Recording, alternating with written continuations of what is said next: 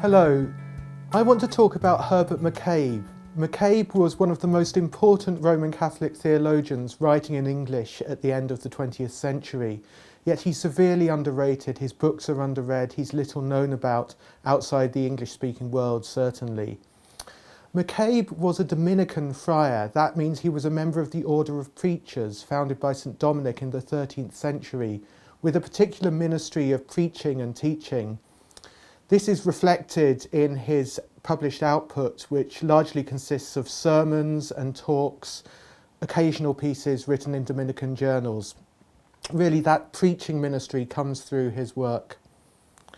He was editor of the Dominican Journal New Blackfriars, which is still published. It publishes sermons, it publishes occasional pieces, as I say. And he was quite a controversial editor of New Blackfriars. In a famous editorial, he said the church was clearly corrupt. He used the language of corruption of the church. On the basis of having said this, he was dismissed from the post by Rome, dismissed by the Roman Catholic authorities and by the leaders of the Dominican order. And he was dismissed for a few years before retaking the position as editor of New Blackfriars. And he began the first editorial when he was reinstated, as I was saying before I was so rudely interrupted. He had a number of significant friends and was influential on a number of household names in theology. So Rowan Williams would be the best known, I think, but also the literary critic Terry Eagleton, the philosopher Anthony Kenny, and the poet Seamus Heaney. So he was a man of considerable influence, even though, as I say, he himself is perhaps not as known as he should be. He published relatively little in his own lifetime, 4 books including a short catechism, but since his death he has really, I say he has published, he's been published posthumously. A number of books have come out, many of them consisting of sermons, very readable, very accessible and well worth a look. I want to say a little bit about McCabe's thought in what remains of this video. But in order to do that, I think it's important to know something about the background of his thought, its basis in a tradition, where he's coming from, as it were.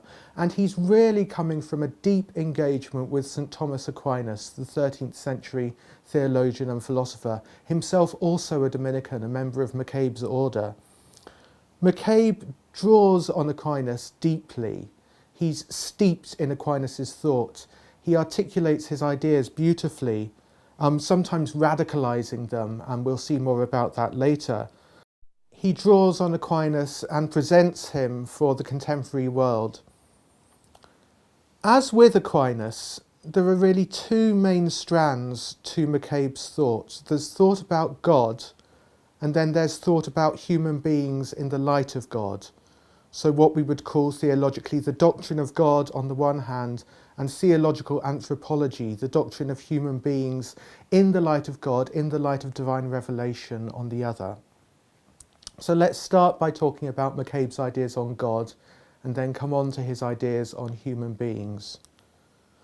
So McCabe is what's called an apophatic theologian. That means that he has a keen sense of the mystery of God, and thinks there's an important sense in which we don't know what God is, in which we cannot speak of God. This sometimes gets called negative theology, the contrast being with positive theology, which thinks we can say quite a lot about God. Now, this might sound strange that McCabe says we can't say very much about God. Indeed, he says in places we can't say anything about God, since he is a Christian theologian, a profoundly faithful Christian theologian, a Christian theologian who believes things like the doctrine of the Trinity, the doctrine of the Incarnation, the doctrine of grace, and so on. So I'm going to say a little bit about what McCabe means by his apophatic theology, before coming on to talking about how this apophatic theology might intersect with some of those other concerns, might speak to some of those other concerns. So McCabe takes his starting point from Aquinas on this. So Aquinas says, very early on in the Summa Theologiae, his great work of theology, Aquinas says, we do not know what God is, but only what he is not. We do not know what God is, but only what he is not. And McCabe agrees with this. Why does McCabe agree with this? Well, for McCabe, God is whatever answers the question, why is there something rather than nothing? So he's taking his foundation in the doctrine of creation. God is what explains why there is something rather than nothing. And then reasons McCabe, if God is whatever the reason is why there's something rather than nothing, there's all sorts of things God cannot be. In particular, God cannot be one of the things that is explained by being the answer to that question. God cannot be one of the things in the universe that is explained by whatever it is that is the answer to the question, why is there something rather than nothing?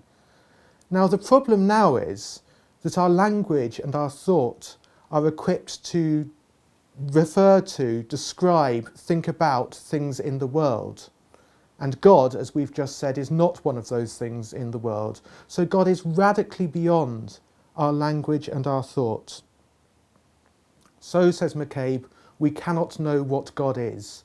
We know that there is an answer to the question, why is there something rather than nothing? It's a perfectly good question after all, but we cannot know what that answer is. So there is a question that poses itself, a question which makes perfect sense, which nonetheless has an answer which fundamentally escapes our reason and our language.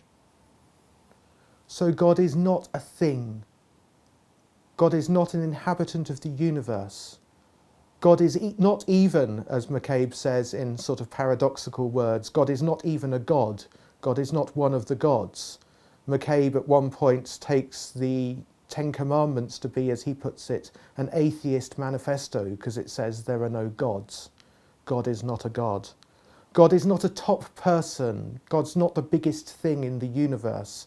God's not a kind of Superman. God is none of these things. And indeed, we don't know what God is, says McCabe. Now, McCabe goes in a rather complicated but I think exciting direction with these ideas. McCabe says that God does not compete for space with creatures. Now, what does this mean? Well, things in the world compete for what we might call metaphysical space with each other. If I do something, you can't do that thing at the same time in the same way as me. If I, for example, drink a cup of tea, you can't, thankfully, drink that cup of tea at the same time as me. God is not like that, says McCabe, precisely because God is not an inhabitant of the universe. God does not compete for space with us. So, for example, people might liberate themselves, as Moses and the ancient people of God did. But God also liberates them, and there's no competition there. Moses liberates and God liberates at the very same time. Now, why this might seem a curiosity, it might seem an interesting fact about God, that God can bring about things that we also bring about, but why does it matter? Well, it matters for McCabe for a couple of reasons. Firstly, it begins for him to speak to the doctrine of the incarnation. How can one and the same entity be both God and a human being, you might ask, and plenty of people have asked. A lot of contemporary philosophers really worry about this and dismiss the doctrine of the incarnation as a consequence. They think it's contradictory. McCabe, on the other hand, says, well, look, God and creatures do not compete for space. God and human beings do not compete for space. So we can intelligibly and without contradicting ourselves say that one and the same entity is both God and a human being, because there's no competition there. One and the same entity cannot be both a human being and a hamster, because human beings and hamsters, as it were, compete for metaphysical space. McCabe says they occupy a shared logical space. That's the language he uses.